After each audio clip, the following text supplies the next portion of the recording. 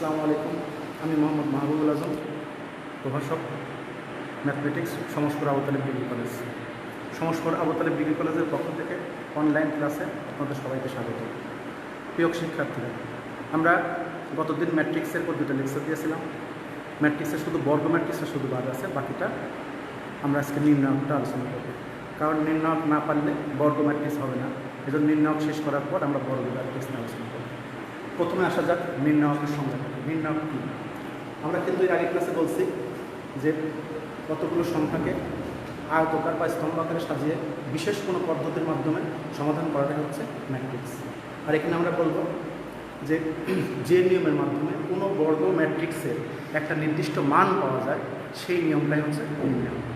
ম্যাট্রিক্সের ক্ষেত্রে কিন্তু দুটো ম্যাট্রিক্সের যোগফল, বিয়োগফল এবং গুণফল সবগুলো কিন্তু ম্যাট্রিক্স আসছিল, কিন্তু নির্ণায়কের ক্ষেত্রে কিন্তু একটা মান পাওয়া যাবে।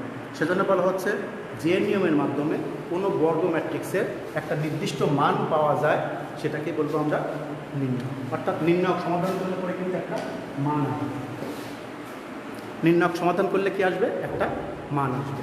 এখন আমরা প্রথমে নির্ণায়কটা সমাধান করি। প্রথমে আমরা নির্ণায়ক ছোট্ট একটা নির্ণায়ক সমাধান করি, তারপরে আমরা এটার মান কীভাবে শিখতে পারি। প্রথমে মনে করো 2, 3, 5, 3, 2, 7, 3, 3, 1। জাস্ট এটা একটা নির্ণায়ক।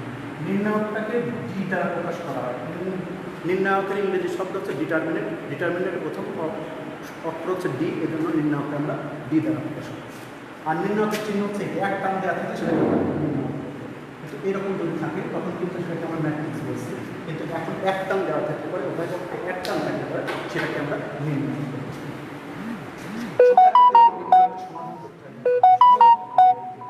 প্রথমে যখন 2 দেব তখন এই 2-এর কলামটা এবং রোটা বাদ যাবে। 2-এর কলাম এবং রোটা বাদ যাবে। এখন থেকে এটুকু থাকছে, কিন্তু এখান থেকে আমরা লিখব 2-কে 2 বিয়োগ 3 7 21। 2-কে 2 বিয়োগ 3 7 21। আমাদের নির্ণায়কের চিহ্ন সম্বন্ধে বলি। প্রথমটা প্লাস, তারপর একটা মাইনাস, তারপর একটা প্লাস, তারপর minus plus minus plus minus plus. অর্থাৎ নির্ণায়কের যে ভুক্তিগুলো থাকে, ভুক্তিগুলোর প্রত্যেকটির একটা একটা চিহ্ন আছে, সেই চিহ্নগুলো ঠিক এভাবে সাজানো হবে। প্রথমটা প্লাস, তারপর একটা মাইনাস, তারপর একটা plus, minus plus minus plus minus plus. এখন তাহলে আমরা প্রথমটা কিন্তু প্লাস হয়ে গেছে, দ্বিতীয়টা পাবো হচ্ছে মাইনাস। এবার আমরা -3 নিলাম। -3 নিয়ে দেখছি যে এটার কলামটা এবং এটার রোটা বাদ দিলে এইটা এইটা এটা এটা থাকবে। এখানে আমরা লিখব 3-কে 3 বিয়োগ 3 7 21 চলে গেল। পরে পাবো 5। 5-এর কি চিহ্ন আছে? প্লাস চিহ্ন আছে। প্লাস নিয়ে আমরা দেখতে হয়, তো +5 নিলে +5 দেবো আমরা। +5 দিলে 5-এর কলাম বা 5 দেবো। এরকম এটাকে লিখব 3-3-কে 9 বিয়োগ লিখলাম 9 বিয়োগ। এখন জাস্ট একটা ক্যালকুলেশন করবো, এটা কত হয়? 19 -38, এখানে হয় হলো 18 প্লাস 54 3 5 -38 প্লাস 5 4 9 5 1 6, তাহলে 8 আছে 1 3 31। এটা হলো 31, এই নির্ণয়ের মান হচ্ছে 31। এখন এইটা আমরা নির্ণয় যখন আস্তে আস্তে নিয়মকরণ করবো তখন দেখো, যদি এই ঘটনাটা এরকম হয়, একটা নির্ণয় সমাধান করলে কিন্তু 3টা পার্ট হয়। 1টা 2টা 3টা পার্ট হয়, যদি 3/3। তা আমি যদি কোনো কারণে এটা 0 হয়ে যায় অথবা এটা 0 হয়ে যায়, যে কোনো কারণে 0 0 দেওয়া আছে, তাহলে কী ঘটনা হয়েছে? আমরা যখন ফার্স্টে 2 3 5 এটা নিলাম, আমরা কিন্তু এদিক থেকেও নিতে পারতাম, এদিক থেকেও নিতে পারতাম, যেখান থেকেই নেই না কেন চিহ্নটা যেন ঠিক থাকে, এটা কিন্তু খেয়াল রাখতে হবে। এখন 0 নিলাম, এখানে 0 দিলাম, এখানে 5 দিলাম, তাহলে ক্যালকুলেশনটা কী দাঁড়ায়? তাহলে এখানে 0 আসবে, এটা নিয়ম একই আছে। এটা বাদ 2-কে 2 3 7 21। এবার যদি এটা নেই তাহলে এটা 0 আসবে। 0 হলে কী হচ্ছে? এটা বাদ, তাহলে এটা 3-কে 3 3 7 21 21। এবার যখন 5 দিচ্ছি তখন 5-এর কলাম বাদ, 5-এর রো বাদ, এইটুকু থাকে 3-3-কে 9 3 2 7। এটা কেন করা হলো? দেখো, এটা কিন্তু 0-এর সাথে যদি গুণ করি তাহলে কিন্তু 0 হয়ে যাচ্ছে। এটা কিন্তু 0 হচ্ছে, মাইনাস কত? 0 হচ্ছে, প্লাস কত? এখানে 3 5 15, এটার মান কিন্তু অর্থাৎ এটা বলার উদ্দেশ্য যদি কোনো কারণে কোনোভাবে যদি আমরা কোনো নির্ণায়কের ভুক্তিগুলো যদি একটা কিংবা দুটা শূন্য বানাতে পারি তাহলে কিন্তু সেই নির্ণায়কের মান বের করার সময় দুইটা করে ধাপ কমে যাবে। একটা শূন্য হলে একটা ধাপ কমে যাবে, দুটা শূন্য হলে দুটা ধাপ কমে যাবে, একটা ধাপের অ্যান্সার আসবে। তাহলে কিন্তু নির্ণায়কটা সহজ হবে। ম্যাট্রিক্সে যেমন শুধুমাত্র সংখ্যা দিয়ে ম্যাট্রিক্স করতে হচ্ছে, নির্ণায়কের কিন্তু সংখ্যা থাকবে না, নির্ণায়ক কিন্তু A B C D X Y Z PQ আর ইত্যাদি থাকতে পারে। তখন কিন্তু যতগুলো শূন্য আনতে পারবা তত তাড়াতাড়ি তোমার নির্ণায়কের মান আসবে। এখন প্রশ্ন বোঝাতে পারছি আমি? আবার দেখি এখন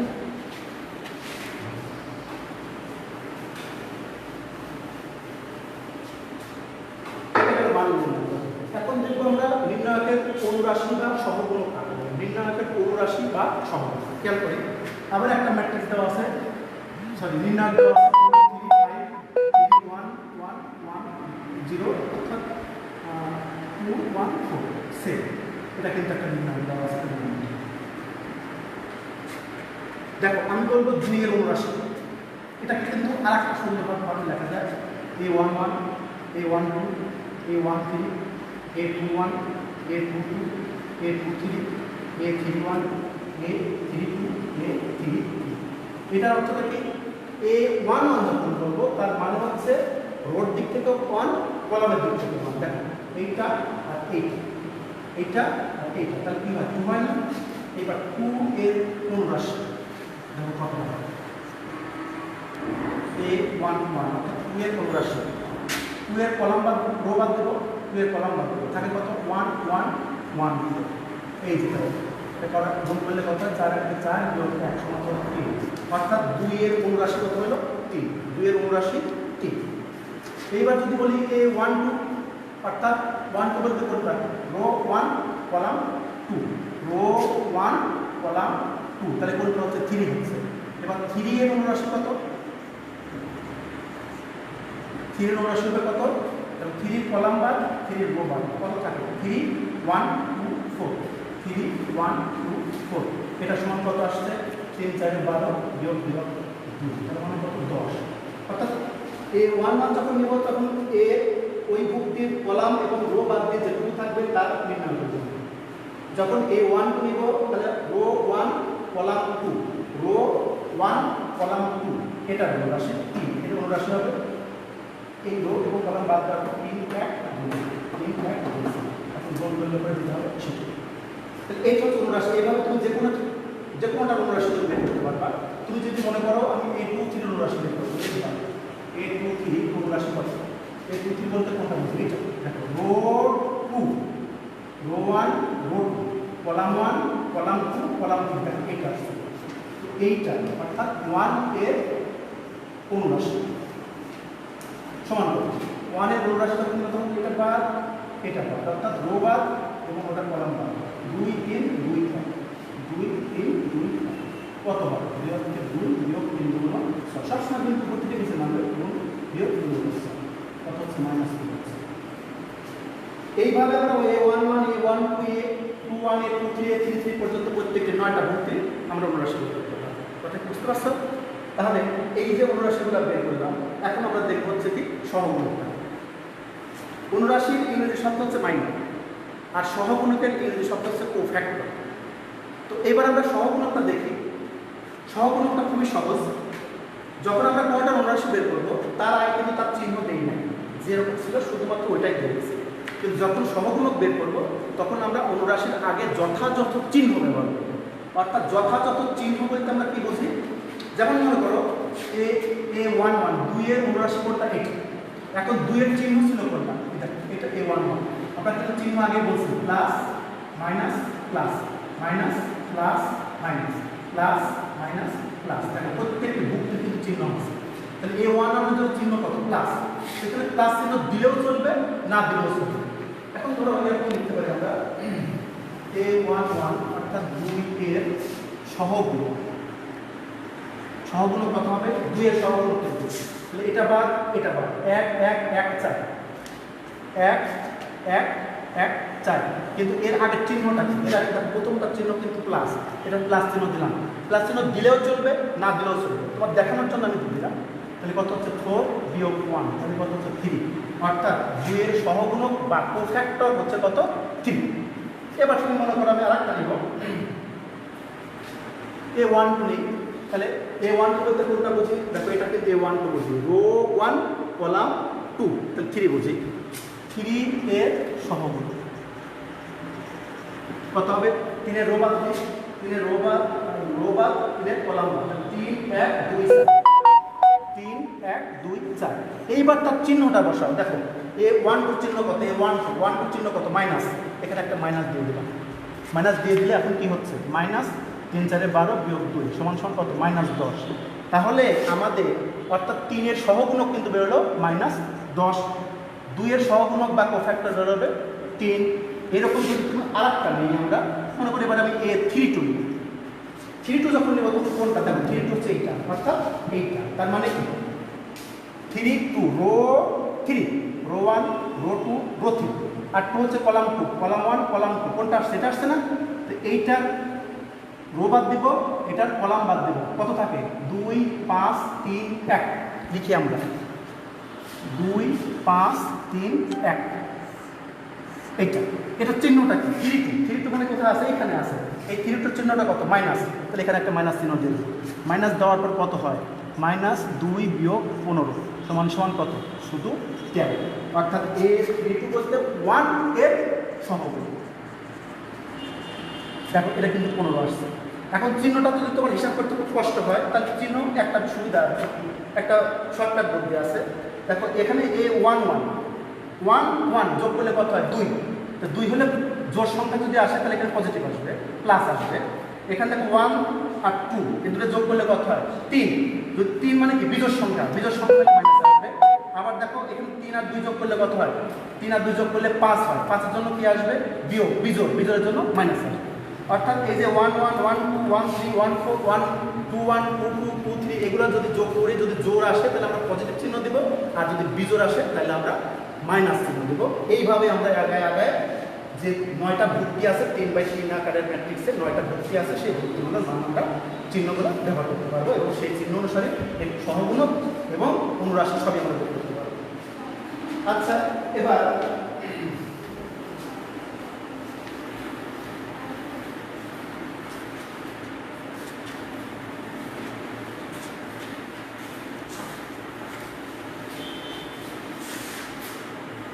একটা ম্যাট্রিক্সের গুণন নির্ণয়ের একটা গুণন দেখতে চাই আমরা। ডি সমান মনে করে দেওয়া আছে 2 5 7 3 2 1 2 1 3। বলা হলো যে এই নির্ণয়টাকে তুমি 3 দ্বারা গুণ করো, 2 3 2 5 2 1 7 1 3। অর্থাৎ নির্ণয়টাকে কয় দ্বারা গুণ করতে বলছে? 3 দ্বারা গুণ করতে বলছে। আমরা কিন্তু ম্যাট্রিক্সের ক্ষেত্রে দেখলাম যে যদি কোনো ম্যাট্রিক্সকে 3 দ্বারা গুণ করি তাহলে ওই ম্যাট্রিক্সের যতগুলো উপাদান ছিল প্রত্যেকটি উপাদানকে আমরা 3 দ্বারা গুণ করব।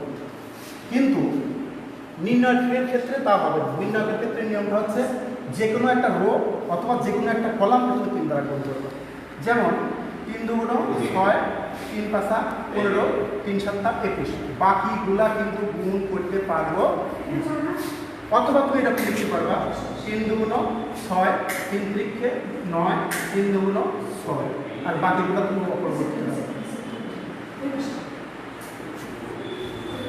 ঠিক আছে, কথা বোঝা গেল? তাহলে নির্ণায়কের গুণ করার শর্ত হচ্ছে কোনো উপাদানটা যদি গুণ করি তাহলে ওই নির্ণায়কের যে কোনো একটা রো অথবা যে কোনো একটা কলামকে ওই সংখ্যাটার গুণ করবো, সবাইকে নয়। ম্যাট্রিক্সে যেমন সবাইকে গুণ করতাম, নির্ণায়কের ক্ষেত্রে কিন্তু সবাইকে গুণ করা যাবে না। এটা হচ্ছে নির্ণয়। তুমি ইচ্ছা করলে কিন্তু শুধু 3 দিয়ে যেটা গুণ করলে তাহলে তুমি এটাকেও গুণ করতে পারবা, 3 2 6 3 3 বাকিগুলো। এটা হচ্ছে নির্ণায়কের গুণের শর্ত। এইবার আসি আমরা নির্ণায়কের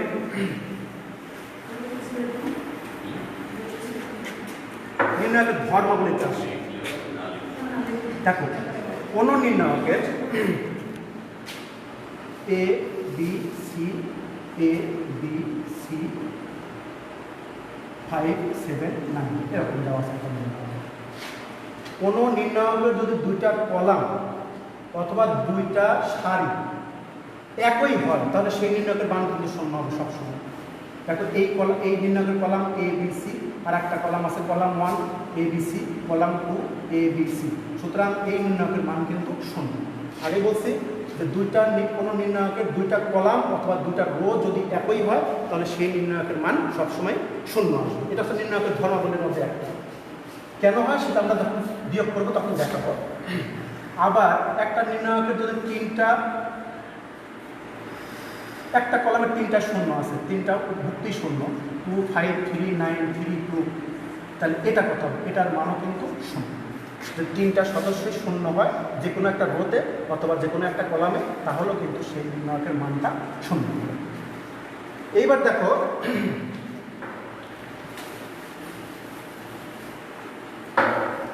মনে করো A1 B1 C1 A2 B2 C2 A3 B3 C3 একটা নির্ণায়ক D। এখন এই নির্ণায়কের যদি পাশাপাশি দুইটা রো অথবা পাশাপাশি দুইটা কলামকে স্থান বিনিময় করাই তাহলে কিন্তু আমরা একটা করে মাইনাস চিহ্ন পাবো। কীভাবে? দেখো এই কলামটা ছিল কলাম 1, এটা ছিল কত? কলাম 2। আমি কলাম 1টাকে উপরে লিখবো অর্থাৎ A2 B2 C2, আর কলাম 1টাকে নিচে লিখবো A1 B1 C1, আর A3 B3 C3 অপরিবর্তিত থাকবে। তখন কি হবে? তখন কিন্তু আমি একটা মাইনাস চিহ্ন দেবো। অর্থাৎ কি বলছি? যে কোনো নির্ণায়কের পাশাপাশি দুইটা রো অথবা পাশাপাশি দুইটা কলাম স্থান বিনিময় করে তাহলে সেই নির্ণায়কের আগে একটা মাইনাস চিহ্ন দিতে হবে। ঠিক আছে? এইবার দেখো আরেকটা নিয়ম, D সমান যদি এরকম থাকে A1 B1 C1 A2 B2 C2 A3 B3 C3 থাকে, তো এই নির্ণায়কের আমরা রোটা আর কলামটাকে বিনিময় করতে পারি। যেমন ম্যাট্রিক্সের মধ্যে, যেমন এইটা আছে কলামে, এটাকে আমি রো বানাই দেবো A1 B1 C1, কলাম আছে রো বানাই দেবো A2 B2 C2 A3 B3 C3। দেখো কলামটাকে রো আর রোটাকে কলাম বানাই দিলাম। এর জন্য এই নির্ণায়কের মানের কোনো পরিবর্তন হবে না। অর্থাৎ কোনো নির্ণায়কের রোটাকে কলাম এবং কলামটাকে যদি আমি রো বানাই দিই তাহলে সেই নির্ণায়কের মানের কোনো পরিবর্তন হয় না। এই যে শর্তগুলা, এইগুলো হচ্ছে নির্ণায়কের ধর্মাবলী। আর একটা আছে, সেটা একটু দেখি।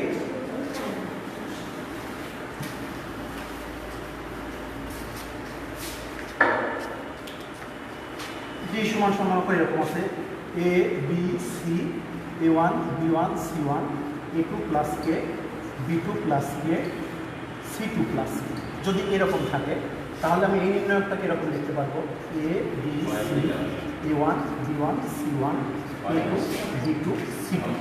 সবার দেখো প্লাস প্লাস প্লাস, একটা প্লাস চিহ্ন দিয়ে দাও, বাকিটা আবার দেখো A B C A1 B1 C1 K। যদি K1 K2 K3 দিই কোনো প্রবলেম নেই, K1 K2 K3, তাহলে এটা কিন্তু দুইটা পার্টে লেখা যাবে। তাহলে নির্ণায়কের যদি এরকম থাকে মাঝখানে প্লাস এটা দুটো অংশ থাকে তাহলে কিন্তু আমরা প্রথম দুটা কলাম রো ঠিকই রাখবো, পরেরটাকে দুটো সেপারেট করে দিলে পরে এটা কিন্তু লেখা যাবে। এটা কিন্তু নির্ণায়কের একটা ধর্ম বলে এক। তো এই যে 4টা নিয়ম শিখলাম আমরা, আরও একটা আছে, এই 4টা নিয়ম দিয়ে আমরা একটা অঙ্ক একটু টেস্ট করি, এর বেশি। আর একটা আছে ব্যতিক্রমী ম্যাট্রিক্স আর অব্যতিক্রমী ম্যাট্রিক্স। মনে করো একটা নির্ণায়কের সদস্য হচ্ছে একটা ম্যাট্রিক্সের সদস্য, ম্যাট্রিক্স 2 3 5 2। এখন তোমাকে বলা হলো যে এই ম্যাট্রিক্সটা ব্যতিক্রমী না অব্যতিক্রমী, সেটা কিভাবে বুঝবো আমরা? এই নির্ণায়কে এই যে ম্যাট্রিক্সটা ব্যতিক্রমী ম্যাট্রিক্স না অব্যতিক্রমী ম্যাট্রিক্স, এইটা আমরা জানবো। যদি ওই ম্যাট্রিক্সের নির্ণায়কের মান 2 3 5 8, নির্ণায়কের মান দেখো গুণ করে দেখো 2a মাইনাস কত 15, যদি এই ম্যাট্রিক্সের নির্ণায়কের মান যদি শূন্য হয়, অর্থাৎ কোনো বর্গ ম্যাট্রিক্সের নির্ণায়কের মান যদি শূন্য হয় তখন হবে ব্যতিক্রমী বর্গ ম্যাট্রিক্স, ব্যতিক্রমী বর্গ ম্যাট্রিক্স। আর যদি নির্ণায়কের মান শূন্য না হয়, ইজ নট ইকুয়াল টু 0, নির্ণায়কের মান যদি শূন্য না হয় অর্থাৎ এই ম্যাট্রিক্সের নির্ণায়কের মান শূন্য না হলে হবে অব্যতিক্রমী ম্যাট্রিক্স, অব্যতিক্রমী বর্গ ম্যাট্রিক্স। ঠিক আছে? তাহলে যদি কোনো নির্ণায়ক ম্যাট্রিক্সের নির্ণায়কের মান শূন্য হয় তখন সেটা হবে ব্যতিক্রমী বর্গ ম্যাট্রিক্স, আর যদি নির্ণায়কের মান শূন্য না হয় তখন সেটা হবে অব্যতিক্রমী বর্গ ম্যাট্রিক্স। এবার আসি একটা ছোট্ট একটা প্রবলেম নিয়ে আসি।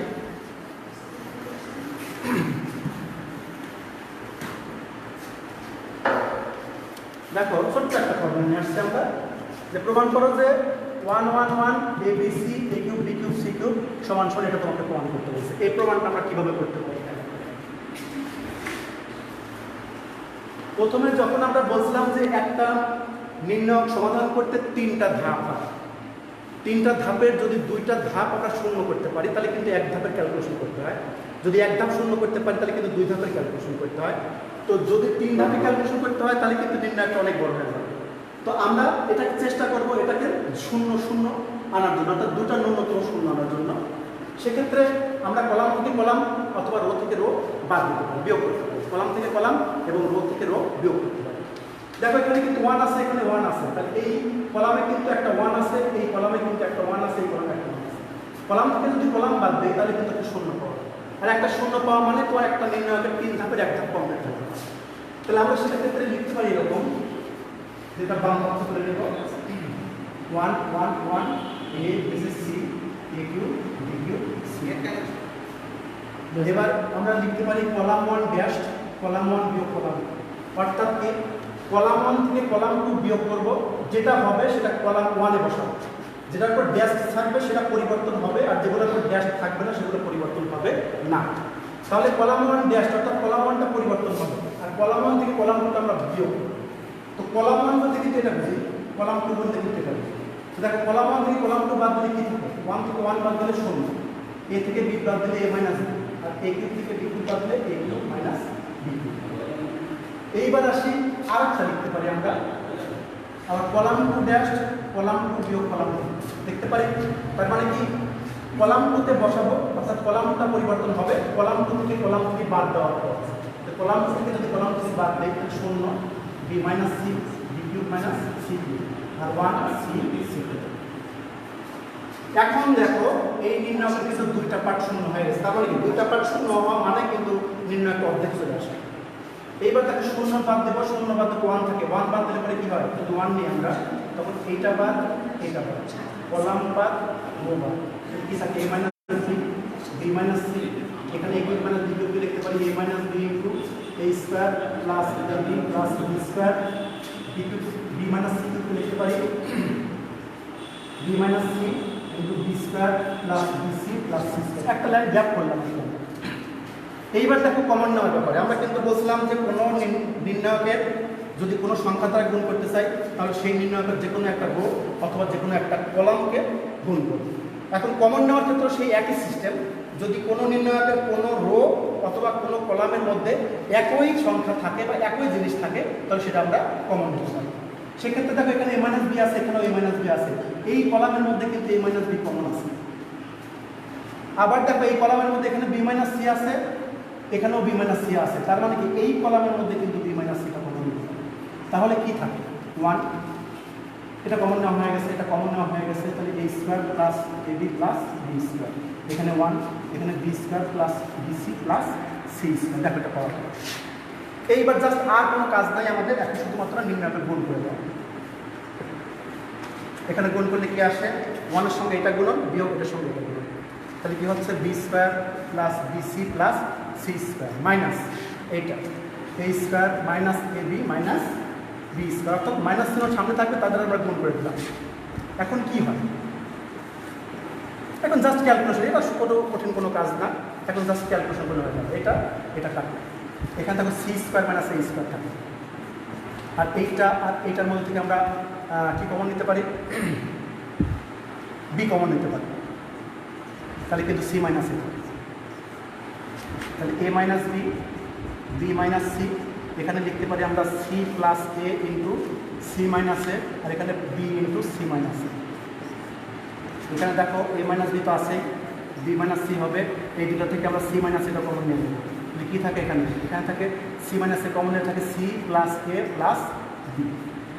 এবার মোটের উপরে কী হচ্ছে? A minus B B minus C C minus A, আর এখানে সাজায় দিলে হবে A plus B plus C। Just এটাই আমাদের দানপত্র ছিল এবং এটাই হচ্ছে আমাদের প্রমাণ ছিল। তাহলে নির্ণয়কের যখন সংখ্যা দিয়ে থাকবে না বা যখন ABC বা PQR দিয়ে থাকবে তখন আমাদের একটাই উদ্দেশ্য থাকবে যে যদি আমরা কোনো রো অথবা কোনো কলামের যে কোনো একটা কিংবা দুটো উপাদান শূন্য বানাতে পারি তাহলে কিন্তু সেটা সমাধান করা খুবই সহজ হয়ে যাবে। আর যদি তুমি এটাকে সমাধান করতে চাও তাহলে কিন্তু অনেক বড় একটা আকার ধারণ করবে, মিলাতে পারবে না। এই জন্য নিয়ম হচ্ছে কলাম থেকে কলাম বাদ দিয়ে বা রো থেকে রো বাদ দিয়ে যাতে শূন্য হয় এরকম একটা চিন্তা ভাবনা করা, কমন নিয়ে যাতে 1 আসে এরকম একটা চিন্তা ভাবনা করা। তো এরকম করলে আমার মনে হয় যে নির্ণয় করা খুবই সহজ হবে। তো আজকে আমাদের যে আলোচ্য বিষয়টুকু ছিল সেটা এই পর্যন্ত রেখে দিলাম। আমরা এই নির্ণয়কের আরও কিছু সমস্যা নিয়ে আসবো এবং সেটা সমাধান করার চেষ্টা করব। এই সময় পর্যন্ত সবাই ভালো থাকবা, সবাই সুস্থ থাকবা। আমরা তোমাদের জন্য বাইরে আসছি, তোমরা কিন্তু বাইরে এসো না, ঘরে থাকো, মাস্ক পরো, নিরাপদ দূরত্ব বজায় রাখো। ধন্যবাদ সবাই। আসসালামু আলাইকুম।